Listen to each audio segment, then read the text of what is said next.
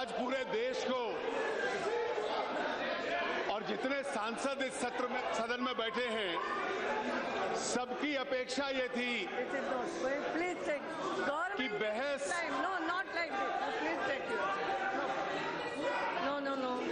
कि जो adjournment motion खड़गे जी ने पेश किया है, उसकी बहस में कोई तर्क सामने आएंगे, कोई तथ्य सामने आएंगे कि पूरा देश जान सके कि पूरा पार्लियामेंट का एक सेशन वॉश आउट हो गया। क्या बहुत बड़े कारण कोई रहे होंगे कि कांग्रेस पार्टी ने इस रणनीति को अपनाया। लेकिन एक खेद इस बात का है कि ना खड़गे जी के भाषण में ना ऊपर नहीं उठा पाए, कोई तर्क आधार नहीं दे पाए।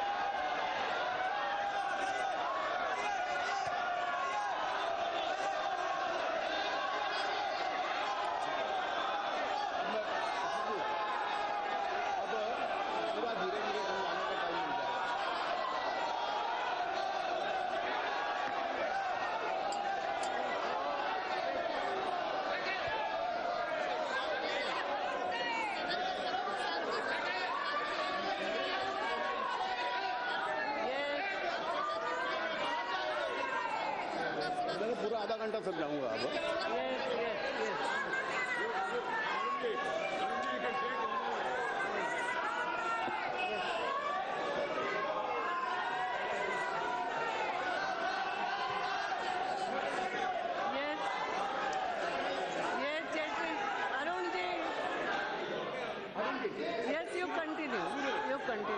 माननीय अध्यक्ष जी, ये उम्मीद थी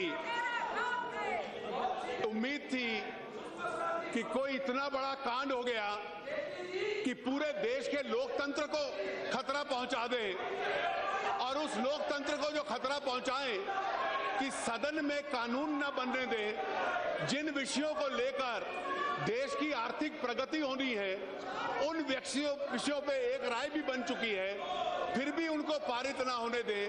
शायद कोई बहुत बड़ा अपराध होगा जो सरकार की तरफ से किसी ने किया होगा। मैं ये स्पष्ट करना चाहता हूं कि खड़गे जी ने, श्री राहुल गांधी जी ने और अन्य सदस्य जिन्होंने ये आरोप लगाए हैं, सरकार उनको पूरे रूप से निराधार मानती है, उनको खारिज करती है। मैडम स्पीकर,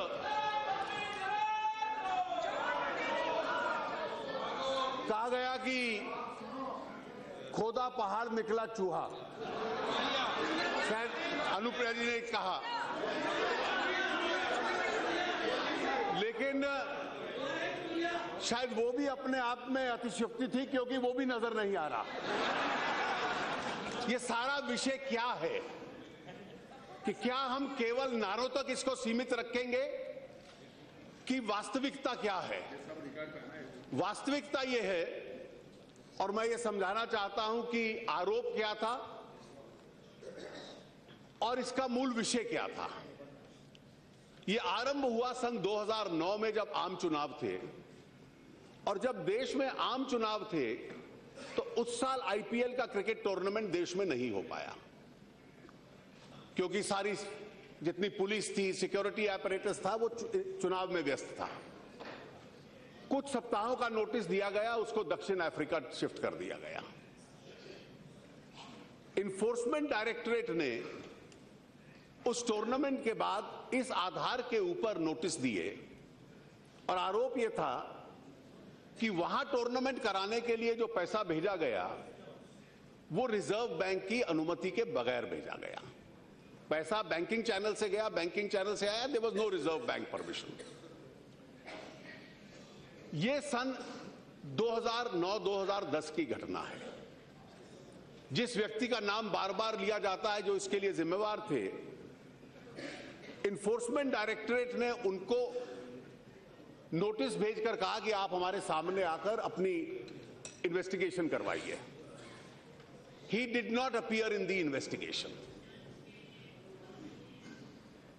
अब ये नोटिसेस जो उन व्यक्तियों को जाते हैं जो इन्वेस्टिगेशन में नहीं आते, ये 3 प्रकार के नोटिस होते हैं।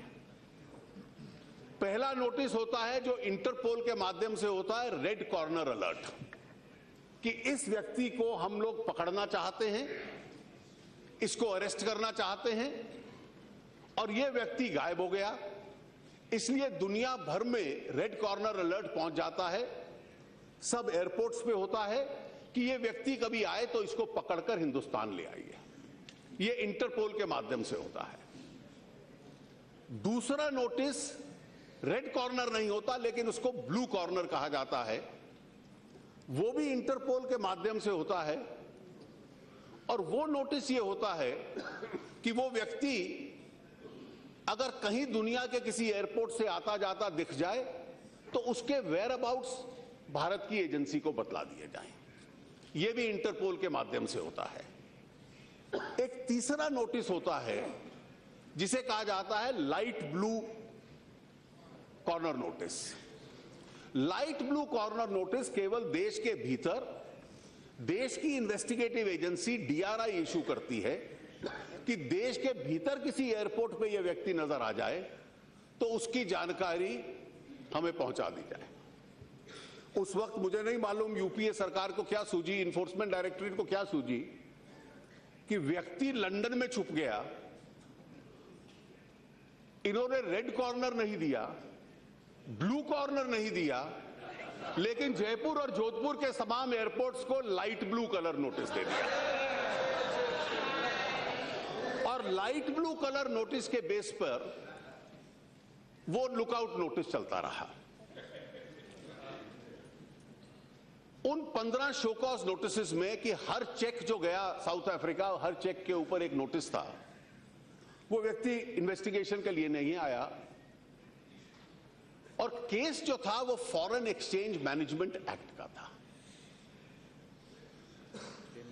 2002 में 2 कानून बने फेरा को रिपील करके, एक फेमा और एक PMLA, prevention of money laundering act.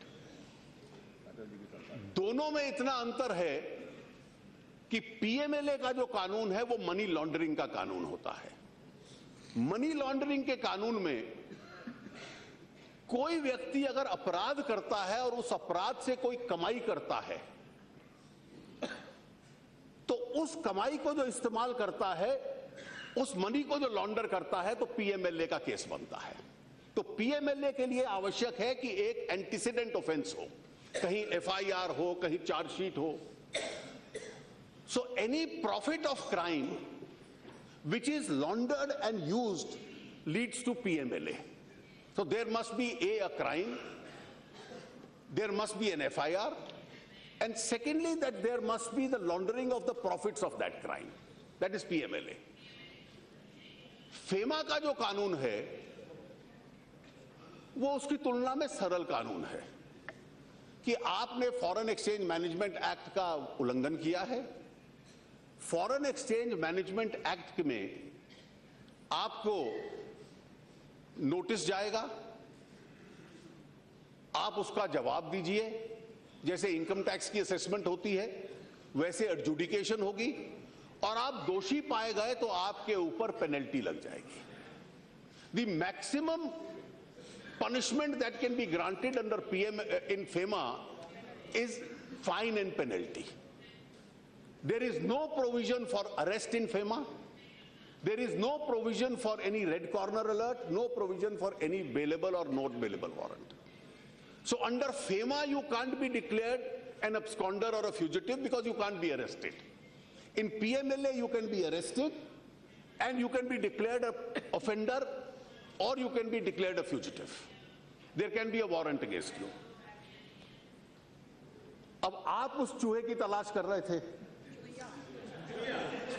वो चुहिया ये थी कि हमने फेमा की इन्वेस्टिगेशन के लिए नोटिस भेजा, वो व्यक्ति नहीं आया, लंदन चला गया। हमने डोमेस्टिक एयरपोर्ट्स पे कह दिया कि आपको पता हो तो हमें बतला दो कि इसका एड्रेस क्या है, और इस बेस पे आपने एक्सटर्नल अफेयर्स को लिख दिया कि इसका पासपोर्ट रद्द कर दो। आपने ब्रिटेन के चांसलर को कह दिया कि इसको आप पकड़कर हिंदुस्तान डिपोर्ट कर दो।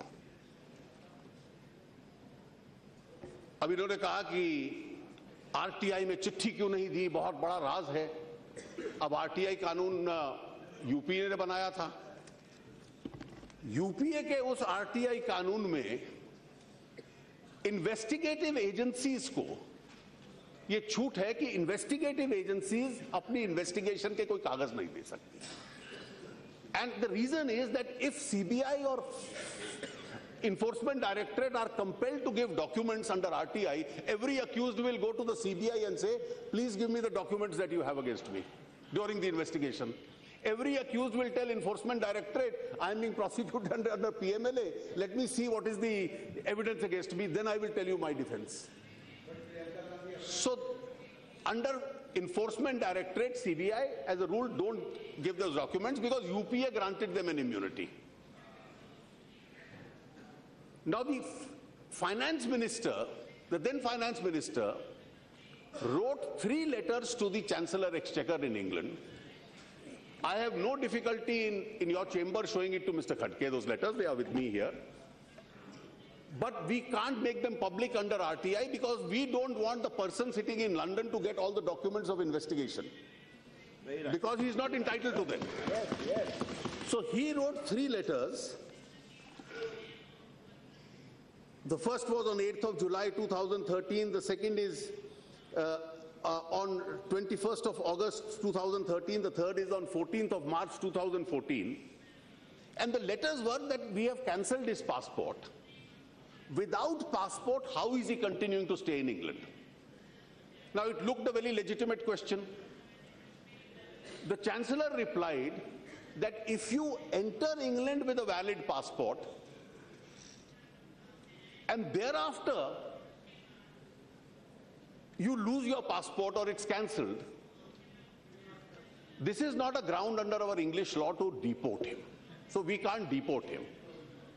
And for deportation, there has to be some criminal case. Now the best case you had against him was FEMA, under which there can't be a arrest, there can't be a bail, there can't be a warrant. There can only be some penalty. So just because somebody has an income tax or a FEMA case, you can't physically pick him up in England and bring him to India. So these were all make-believe actions. Just as informing domestic airports to tell them about the whereabouts of a man sitting in London, you follow the wrong route. You follow the wrong route so that you are never able to get the man back. So the British authorities said that the only methodology that you have is that under our extradition law, you apply for his extradition, and if you fulfill those criteria, we will extradite him. After all, they are also a society governed by rule of law. Meanwhile, the passport authorities had cancelled his passport. The Delhi High Court delivered a judgment saying that his passport has been wrongly cancelled. And what must have weighed with the court is that there is only a Enforcement Directorate show cause notice. That show cause notice, no proceedings have taken place for a very long period of time. That show cause notice is of 2010 and we are now in 2014. It's still pending at a show cause notice stage. ना तो इसमें वो arrest हो सकता है, ना इसमें non bailable warrant हो सकते हैं, कोई कानून में ही प्रावधान नहीं था. और इसलिए दिल्ली हाईकोर्ट ने उसको पासपोर्ट उसका वापस कर दिया. उसके पारिवारिक विषय क्या थे मैं उसमें नहीं जाना चाहता. सरकार का तरफ से मैं जवाब दे रहा हूं कि उसका ताल्लुक नहीं है. सुषमा जी ने अपना निजी स्पष्टीकरण उसका दिया है. The correct methodology was that there were a large number of facts against him with regard to which a case was pending against him in Chennai. The subject matter of that case gave rise to a cause of action under PMLA.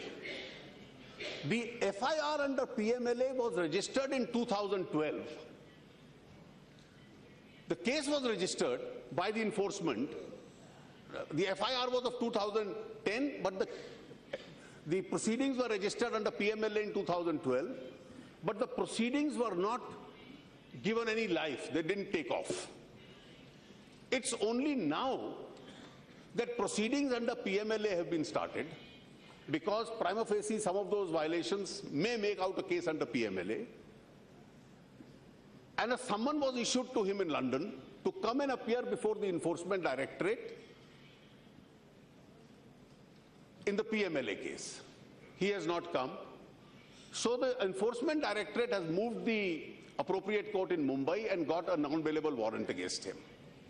We are at that stage today. Yes. So for the first time... 1 minute.